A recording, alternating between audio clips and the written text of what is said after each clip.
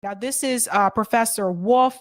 He is going to break down some issues here with Wells Fargo. Now, I know I have ragged on them quite a bit before in the past.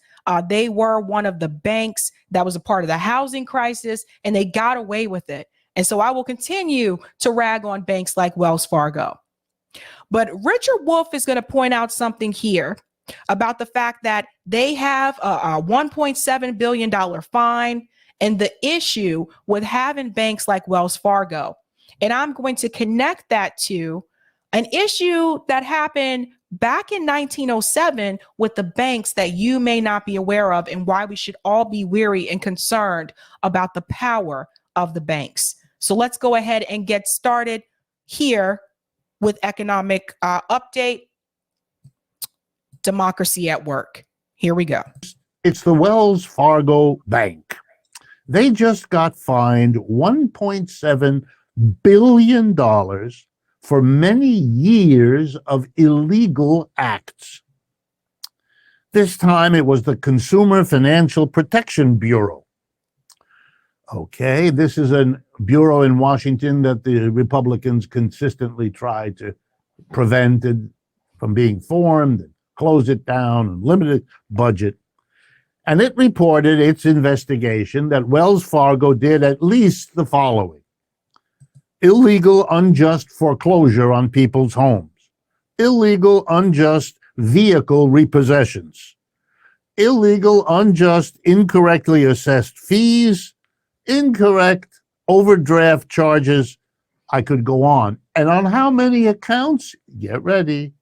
16 million accounts. They should be in jail. All of them. But if you notice, in the United States, the bankers don't seem to go to jail. They do in Iceland, just not here. You know, it was just a few years ago in 2016. Some of you will surely remember Wells Fargo had to pay fines because they had created millions of fake accounts. Yep. They had pressured their clerks, given them bonuses and so on, and punishment if they didn't do it, for how many new accounts they could open. And then made it so easy that the employees figured it out. Here's how we create a lot of accounts and beef up our low salaries. So they did. Even the head of the Consumer Financial Protection Bureau allowed the following sentence to escape the mouth. This behavior is like, said this head of the Bureau, a rinse-repeat cycle. Yep. On a machine, a washing machine. The company does something illegal, makes a lot of money doing it, gets caught, gets a little slap on the wrist, pays a fine, looks big in the headlines, and then resumes doing that or something else like it, gets fined again. As long as there's a couple of 2 or 3 years between, maybe people will forget, maybe they won't pay much attention, maybe you can keep the PR low, maybe you can follow when you do this with a big advertising campaign talking about your company's help for the environment or for, you figured it out, you got this. And people will forget about it. Well, some people will, except for those that were affected, right? Why does this happen? You have to understand that the banks are very much protected. We're going to get into that piece after this clip. They're very much protected. Oftentimes, no accountability. If there is accountability, it's fines, just like Professor Wolff just said, right? They can afford to pay those fines. I know $1.7 billion sounds like a lot to us, but to Wells Fargo and the JP Morgans, they can afford to pay it. And I go back to, again, the 2008 housing crisis, when they allowed all those banks to get away with stealing people's homes.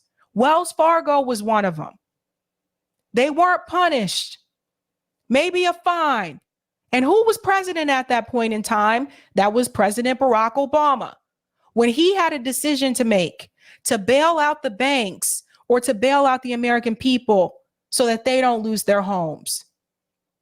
And Barack Obama chose to bail out the banks. And this is why, till this day, banks like Wells Fargo continue to implement this type of fraud. And they continue to do so because they know they're not going to be held accountable except for a slap on the wrist, which is a fine for them. Whereas all these bankers should be in jail. And it should have happened during the '08 housing crisis.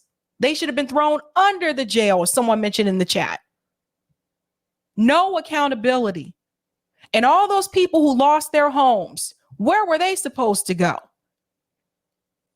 The fact that the president of the United States allowed the banks to come in and steal homes from elderly people, by the way, most of them were older people. A lot of them were African American. Most of them were African American elders, steal their homes and not give them their homes back and not stand up for the American people. This is the reason why we had an Occupy movement. The amount of corruption that the bankers get away with in this country is ridiculous. Picture. By the way, the name for all of this, mismanagement. The Wells Fargo Bank mismanaged. Well, I got a flash for all of us. Let's talk about mismanagement. This is how they can get away with things that we can't get away with. We can't get away with. If we mismanage funds, we're held accountable, whether it's our own bank account, whether it's a position that you have where you're dealing with accounts receivable or accounts payable. If you mismanage those funds, you are held accountable. But the bankers they're not held accountable for mismanaging funds, for ruining people's lives, for stealing people's homes. They're not held accountable. Regardless who's in office, it doesn't matter if it's a Republican that's the president or if a Democrat's the president. They are always protected.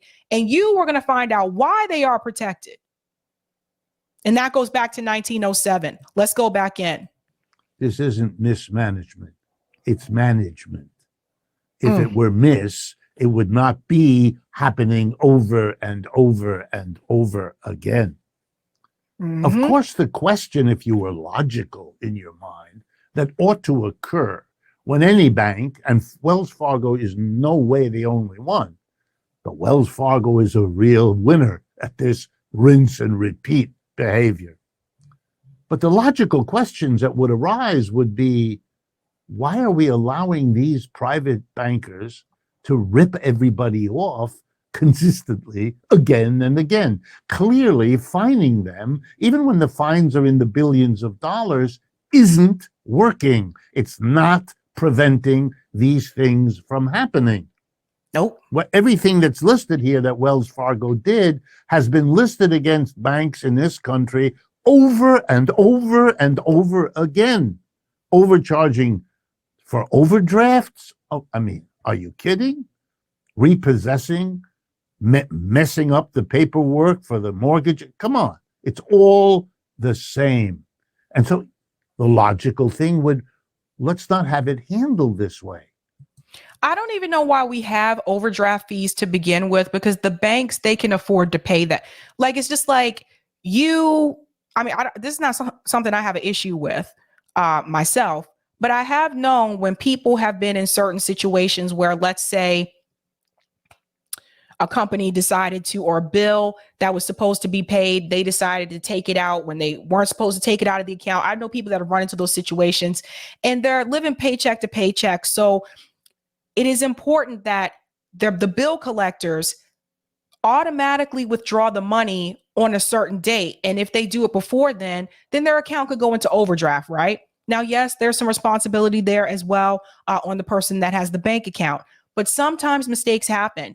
And to me, the overdraft fees is just another way for the banks to make more money. So you just overdrafted your account, then you get hit with a $35 fee or $50 fee, whatever it is these days. You get hit with the fee. Now you got to pay back the money that you overdraft plus the fee. Maybe the government should take over banking the same way the government takes over postal system. That sounds like public banking. That's what it sounds like. Let's go into it. Basic national services are to be handled by the government. So we have a direct, responsible agency that isn't in the business of making money for anybody. It's in the business of serving the public, which at least increases the probability that that's what they'll actually do. This is called socializing or nationalizing the banks. Maybe banks should be run by boards, half of them elected by the workers there and half of them by the communities that the banks serve.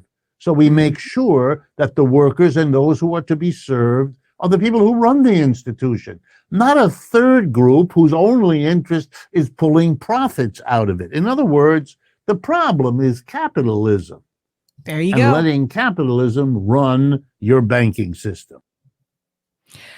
Brilliant analysis there. I want to point out something in reference to the public banks, because it was actually Roger Meadows who really turned me on to public banking. One state I know of in particular that does have a public bank is North Dakota. It's called the Bank of North Dakota. Imagine that. Now, North Dakota has been able to get away with passing some of these ballot measures and other measures for their states because they have a public bank. So the people in North Dakota don't have to stop and ask, who's going to pay for that? Are you going to raise my taxes to pay for this new initiative? They don't have to ask that question, because you know why? They know the money's going to come from the public bank. And this is a bank that is not there to make a profit. This is a bank that is there to serve the needs of the people. And this is why I say this: those of you who are in ballot initiative states, the next measure, if you don't already have one, the next measure you should fight for in your state is to get a public bank, so that people can stop asking that question. How do we pay for this? I don't want to pay for more taxes. That's the only way you're going to be able to pay for this, right? Then you don't have to worry about that if you have a public bank. It's not promoted as much as it should be. Now, Andrew Yang did bring this up during his 2020 campaign. He mentioned the idea of making the postal service nationalized in that sense. Well, he also brought up the idea of putting banks inside the post office. That's another thing that you can explore. But I really think when you look at like some of these banks and just how they're just there to make a profit and take money from the people and get over on people, obviously, like Wells Fargo. Nah, the bankers continue to get rich. And I mean rich, to the point where at one point in time in this country, this is the only time I know about. If you know of another one, feel free to let me know. At one point in time in this country, in 1907, it was actually a banker that gave money to the federal government. That was referred to as the Panic of 1907. Now, this is not something I learned about in history class, but I am subscribed to Financial Times, and I learned a lot about finance through them. Raise your hand in the chat if you've heard of this before. Type the number 1 in the chat. If you have not heard of this, type the number 2. I'm curious. I should have done a poll tonight. Balls. The Panic of 1907. This is important. Also known, let me shrink this just a little bit. Also known as the Knickerbocker Crisis. The Panic of 1907 was the 20th century's first global financial crisis, and it took place in the U.S. in October and November of that year, during which time a series of depositor runs, that is a large number of customers. I don't know why I'm gonna have to make this smaller because it's going to, okay. Oh, it just scrolls like that. Of customers withdrew their deposits at the same time over concerns that their bank solvency occurred at several banks in New York and other American cities. I hate how this scrolls like this. I guess it's meant to be small. I'm sorry, guys. Where was I? Other American cities. And a crash at the New York Stock Exchange saw a near 50% decline from its previous year's peak. Indeed, the crisis was so severe that it deepened an already biting recession to a degree that has been surpassed only by the Great Depression since. I'm going to look at the numbers in the chat to see how many people. Okay, it looks like it's mostly twos. So most of you have not heard about this. Yes. Now, you may have to wonder, who saved the country or gave money to the government to get them out of this crisis? And I don't mean an individual bank per se. I mean an individual banker. One person. That person was JP Morgan. Let's get into that. Again, the panic of 1907, how JP Morgan took over Wall Street. This goes deep. This goes pretty deep. Let's get to that point here. The commonly known story of the panic of 1907 is that in October of 1907, an attempt by F. Augustus Hines, an overzealous Wall Street banker, to corner the copper market, led to a run on many major banks. The effects of the run caused a panic that reverberated throughout Wall Street, New York City, banks, and ultimately many of the U.S. banking and manufacturing industries.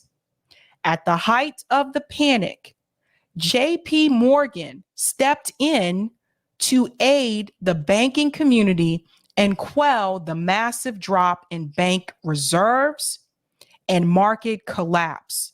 He was touted by many Americans as a true patriot and a selfless beacon of financial hope for the country. But to those who rigidly examined his actions, he was a monster who fed off of the demise of economic destruction. Why was he a monster who fed off of it? Because one of the things that he did is he forced some of the other banks that were facing crisis to hand over their banks to him.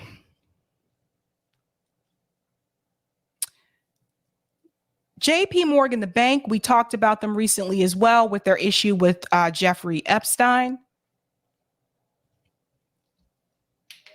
with lending money to him because the Attorney General of the Virgin Islands was trying to sue JP Morgan before she was fired, because of the fact that JP Morgan was well aware of where that money was going. When I talk about this particular issue, this particular individual, I don't want you to see it as though JP Morgan came in and rescued the day and he was a hero. He was a monster. He was someone that was just looking to become more rich. Your bank is struggling. I'll come in and help the federal government and give them money, but you got to give your bank to me. Now, there's one more piece I want to show you here. This is a long article. Eric, feel free to put the link to this article in the chat if people want to read through the whole thing, because it is really long. But there's another one I want to tell you about here. I think this is important to know. Let me get to that piece. Agriculture was also doing well in previous years. Crops were strong, and the whole country was enjoying prosperity, especially in the South and the West. Unemployment was very low, as manufacturers were on an industrial torrent, enabling them to pay very high wages. Everyone was happy. It is in these times when greed usually overtakes better judgment and disrupts what would undoubtedly be a time of sustained financial security. The forming of syndicates to underwrite the huge amount of new bond issues and the attempt to control the stock market under what became adverse conditions led to the mass sale of securities to pay off these Himalayan, European, and Wall Street loans, as well as the margin calls of the market. The commissions earned by these syndicates range from 2.5% to 10%. And JP Morgan and his sea of investment banks, trust companies, and railway and steel company interests were at the core of the bond underwriting and loan scramble.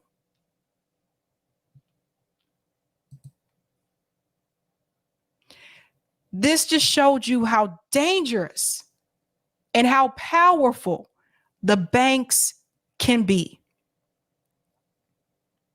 Now, one piece at the bottom of this article I do want to show you as well. Boop. Because like I said, I told you this article is long as fuck. Like when I read this article, I was like, and it's still going. It's still going. Let me make sure I got to that last part. Sorry.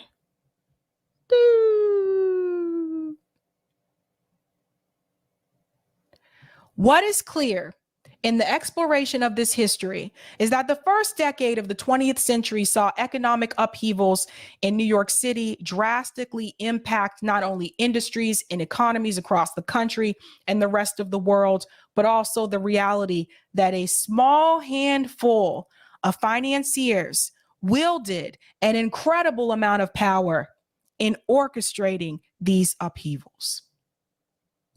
Just a small few. Those top few have so much power and so much control. And this is why I continue to talk about the banks. Because although I criticize politicians, you got to understand, even with them, they are not the people at the top. Let me go to some of these comments here. Deneen says, don't forget the fake account scandal. That's right. Oz is in the house, says Obama and Clinton should be sharing a cell with Bush. There you go. The Oracle said homes were the biggest source of Black wealth, and it was wiped out by the financial crisis of 07 and 08. That's right. Deneen said Obama helped to accelerate our journey to fascism. Whoever said I had $75 in overdraft fees before, and the fee was $25 per thing that came in. Such a ripoff, man. Thank you for the super chat, Larez. Obama's AG holder protected all of Wall Street bankers in 08. That's right. Thank you for the super chat, MM. It's $35 for every transaction in the red. So you may be penalized $35 multiple times before you realize it. That's another thing. That's how they get you. Jessica says, Sabby, if you ever have time to check out Netflix Dirty Money, Cartel Bank about Citibank Delaware branch. I will put that on my list, Jessica, because I love watching documentaries. So you got another one for me on the list. And thank you for the super chat, Yonina. Hey, Sabby, I am so happy you are covering this. Illinois is horrible in a lot of respects in adult health care. They can't even have babies at maternity here. Sometimes I wish I didn't come back to the US. I think about it from time to time. Sometimes I wish I would have stayed in Germany, although they're not doing so well right now either because of the inflation. But sometimes it's just the basic necessities that we don't have in this country. It's frustrating to me.